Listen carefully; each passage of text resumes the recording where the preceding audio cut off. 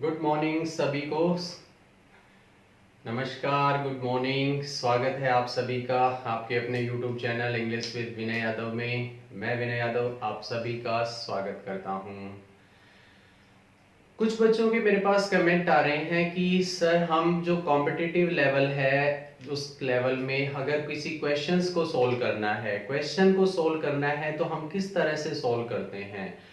कहने का मतलब जो है हमारी जो इंग्लिश ग्रामर है, हमारी इंग्लिश ग्रामर है उसमें अगर आपके पास कोई क्वेश्चन आता है और उस क्वेश्चन के किस तरह से उसका पैटर्न दिया होता है, ये चीजें मैं आपको स्टार्टिंग की जो वीडियो है उनमें बता चुका हूं। जिस बच्चे ने नहीं देखी है आप स्टार्टिंग की वीडियो आप उसमें देख सकते हैं। बट अभी आगे की जो चीजें हैं, आगे की जो चीजें हैं वो भी हम किस लेवल पे करेंगे, फंक्शनल लेवल पे करेंगे। कहने का मतलब ये है रूल्स को लर्न करके, रूल्स को याद करके हम वो चीजें नहीं समझेंगे, रूल को रट के हम वो चीजें नहीं समझेंगे, बल्कि क्या करेंगे, हमारे पास जो सेंटेंस है उस सेंटेंस के अंदर जो हमारी नाउन प्रोनाउन जो पार्ट्स ऑफ स्पीच है या कोई भी हमारा टॉपिक है वो किस तरह से काम करता है, ये चीजें अब हम समझेंगे।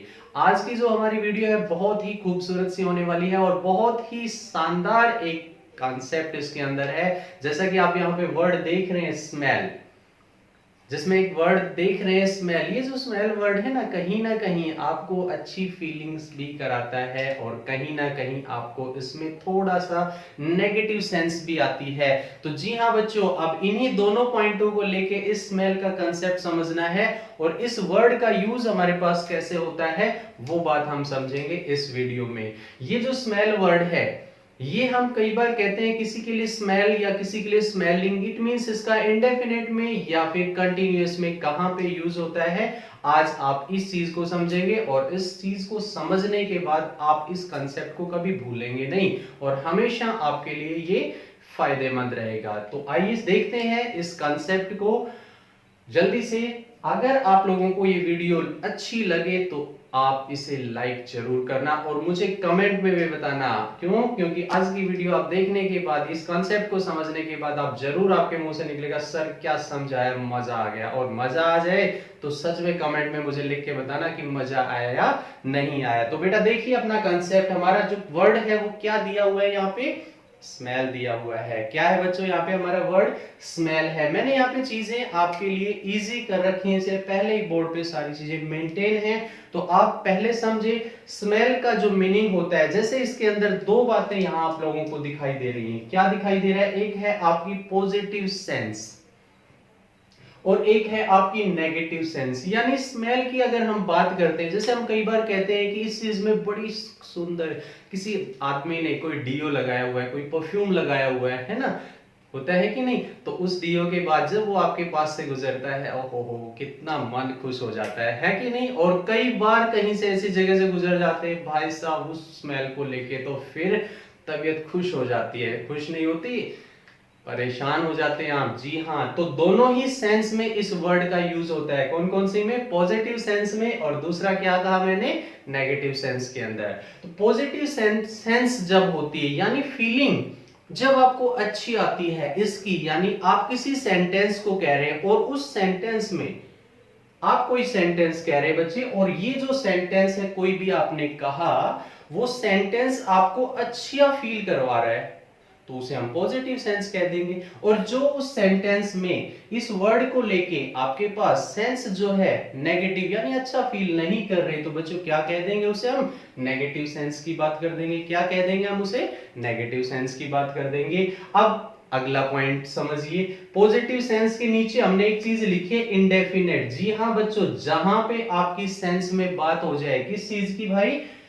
पॉजिटिव की, तो वहां पे टेंस, बस सिंपल सा लॉजिक है, बिल्कुल समझ आ जाएगा, आसानी से समझ पाएंगे और फिर सेंटेंस में फॉलो कर देंगे हम। जल्दी से समझ लीजिए क्या कह रहा है इसके अंदर। पॉजिटिव जब सेंस हो तो क्या चीज यूज करेंगे? इंडेफिनेट टेंस का यूज करेंगे। बिल्कुल हाँ बच्चों, इंडेफिनेट आप जानते हैं कौन सा? प्रेजेंट इंडेफिनेट की बात कर रहा है। उसके बाद आप क्या कहता है कि जहां सेंस कौन सी हो, जल्दी से बोल के बताओ। मैंने क्या लिखा यहाँ पे? नेगेटिव। तो जहां सेंस नेगेटिव हो वहां कंटिन्यूअस यानी स्मेलिंग लिख देंगे और जहां इंडेफिनेट है वहां पे स्मेल या स्मेल्स लिख देंगे। बिल्कुल अच्छे से समझ गए होंगे आप। बिल्कुल अच्छे से समझ गए होंगे। ठीक है, अब एक चीज और आ जाती है, अब एक चीज और आ जाती है, उसको और समझ लीजिए। क्या कहता है, इसके अंदर सब्जेक्ट की बात कर रहा है भाई, क्योंकि स्मेल क्या है, एक वर्ब के रूप में आप यूज करेंगे, तो उस सब्जेक्ट के बारे में और समझ लो, उसमें क्या चीज है।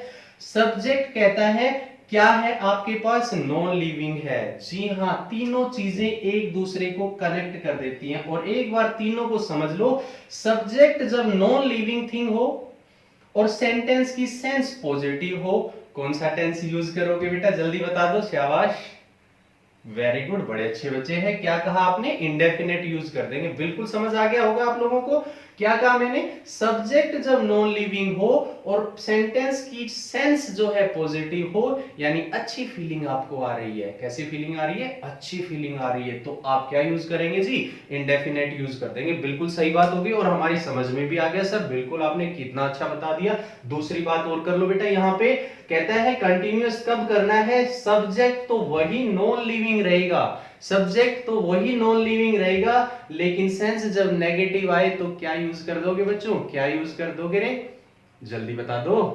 जी हाँ, कंटिन्यूअस सेंटेंस यूज कर देंगे, कंटिन्यूअस का यूज कर देंगे। कॉन्सेप्ट मेरे हिसाब से समझ आ गया होगा, तो चलिए भाई सेंटेंस को कर लेते हैं। सेंटेंस को देख लीजिए, मैंने दोनों ऑप्शन लिखे हैं, जल्दी से अपना आंसर बता दो, जल्दी कमेंट करो और अपना आंसर बताओ।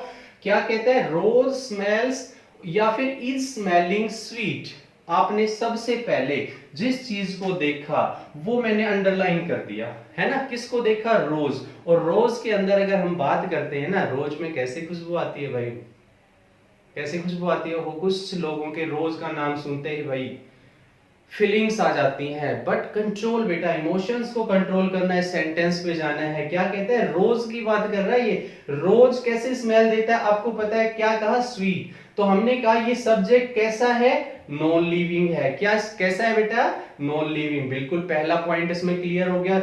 सेंस किस में आ रही है भाई, सेंस पॉजिटिव में आ रही है। क्या चीज यूज कर दोगे सर, इंडेफिनेट यूज कर देंगे, तो हमारा ये जो चीज हो गई ना, ये गलत हुई, और हमने क्या लिख दिया, स्मेल्स, रोज स्मेल्स स्वीट, बिल्कुल सही है, रोज स्मेल्स स्वीट, इंडेफिनेट का यूज कर दिया हमने। उसके बाद दूसरे सेंटेंस पे आ जाओ जल्दी से। हमने यहाँ पे देखा द डिश, ये हमारा सब्जेक्ट है, ये जल्दी बोलो लिविंग है या नॉन लिविंग है, जल्दी से बोल के बता दीजिए, क्या है, लिविंग या नॉन लिविंग, जल्दी बोलिए, शाबाश, क्या कहा आपने, नॉन लिविंग है। और इसकी स्मेल कहता है कैसी है, बैड बता रहा है, आपको अच्छी नहीं लग रही, यानी आपको फीलिंग्स अच्छी नहीं आ रही है।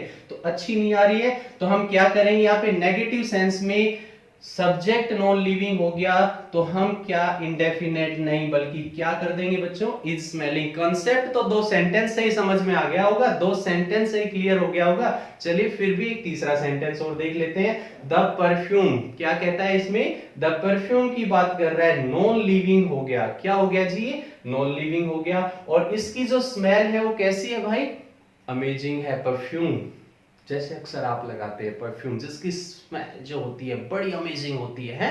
तो यही बात यहाँ पे कर दी इसने।